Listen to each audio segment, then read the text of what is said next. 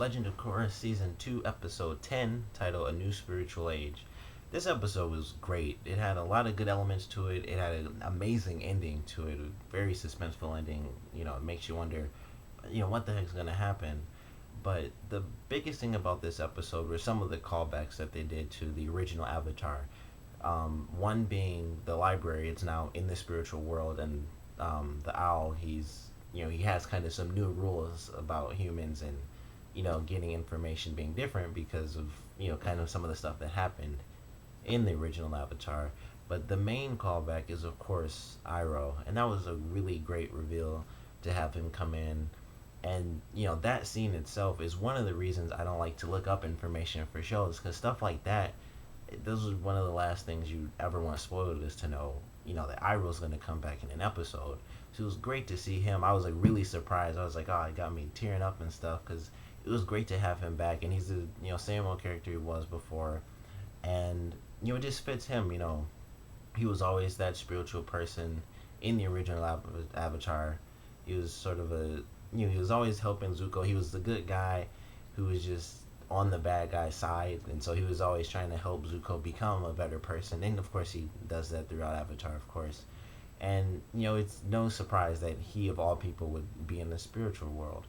So it was great to see him. Great to have him, like help Korra try to figure certain things out. And it was cool to have Korra sort of turn into the kid version of her. That was really cool how they did that.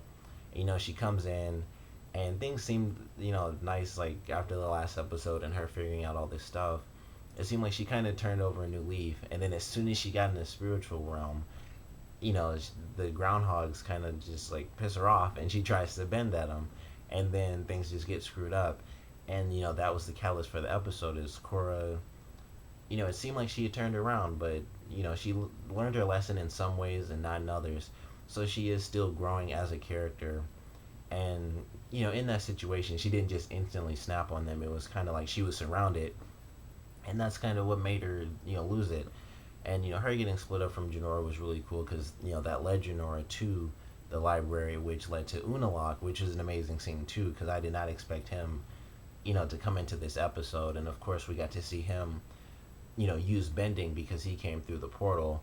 And the scene when he attacked Korra was pretty cool, and he kind of like destroyed her arm for a second, and I thought it kind of just blew off, because he has more power than anyone else in the spirit world. So I thought like her body would just be destroyed when that happened. And like right before it happened, I thought he'd just push her through the portal, and she would basically just get snapped back to her body, and then she'd kind of be stuck because she doesn't exactly have the expert training to go right back into the spirit world.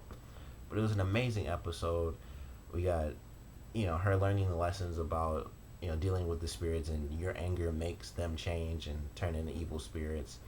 And Unalaq, one of the lines he says that's very interesting is when Jinora questions the owl and says, you opening up the portal, the second portal, will basically release evil, on the whole world. And he says, don't trust everything you read. So it makes you very curious what he means by that. And it could be simple where, he was basically just told something wrong, because that's kind of what ultimate evil will do, is lie and tell you stuff. But there could be something else.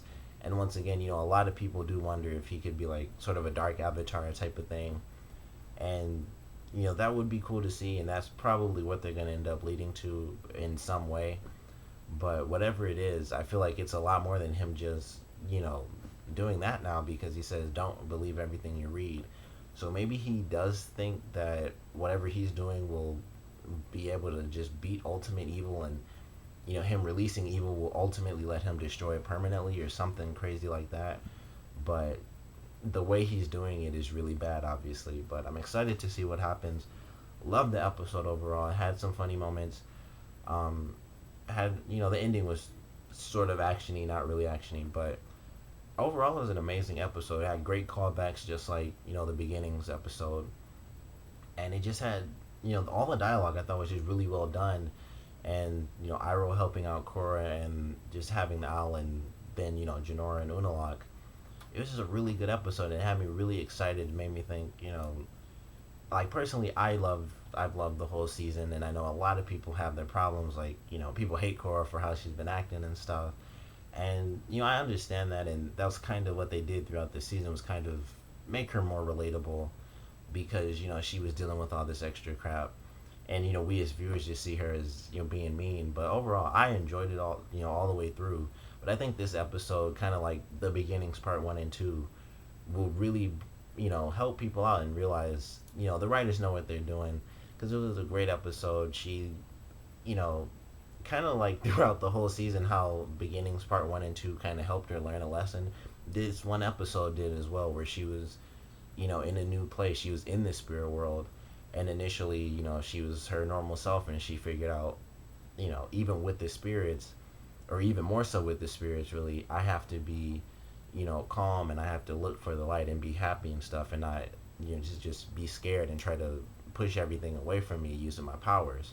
So it was a cool little lesson, and she literally grew from her child self back to her original form. So it does have a lesson in there, and she did learn it. And I'm just excited to see where the next episode goes, because just the ending was so good, and she's back in her body. And then who knows what happened with Janora? Maybe they're gonna. I think they'd have to keep her in the spirit world, because I think like they took her spirit into the portal. I think she would actually like basically just snap back into her actual body. But who knows? But I'm excited for next week's episode. Comment below, let me know what you thought of this one. Favorite parts, least favorite parts. Also a random little thing in the beginning. Booming, Boomy, talking about how he never felt like he was at a disadvantage. I love that scene too. It was really funny. And Tenzin was like, "Well, yeah, you got your and then I cannot remember their sister's name at all for some reason, but I love how she says like your good personality, and then he's like, I would have said like cat-like reflexes and amazing intelligence or something like that. I thought that was a funny scene, of course, but Boomy, is always great. But like I said, comment below, let me know what you thought of this episode. Favorite parts, least favorite parts. If you had to rank the episodes so far, this being the 10, even though you might not remember every single episode, where does this one rank? Because for me, I'd say it's like the second best episode, right under, of course, beginnings part 1 and 2. And then probably my third favorite, or technically fourth, since, beginnings was 2 episodes, would have to be last week's episode, because of the lesson, Tenzin learned, and that he, isn't ultimately the one who has to be the one to help Korra out. So, last couple episodes have been really, really great to me. And just how this one ended, once again, has me really excited for next week's episode, especially since, Korra found out about Unalaq being able to go through the portal. Now that everyone's going to learn that, I'm curious to see, what steps they take. Will they go back to the South Pole and try to invade it and then basically just stop him that way? Or are they just going to shoot up to the North Pole, since it's, kind of abandoned, but, in a sense abandoned, since Unalaq isn't there anymore? Will they try to go there and take over and jump into the portal and beat him that way? So I'm excited to see where it goes. Really hoping we get to see Zuko in this show, and the new, his daughter, who is the current Fire Lord. But so far, I'm really enjoying these last couple episodes, and they're really ramping up the episodes for this season. So for the third time, comment below, let me know what you thought, and thanks for watching.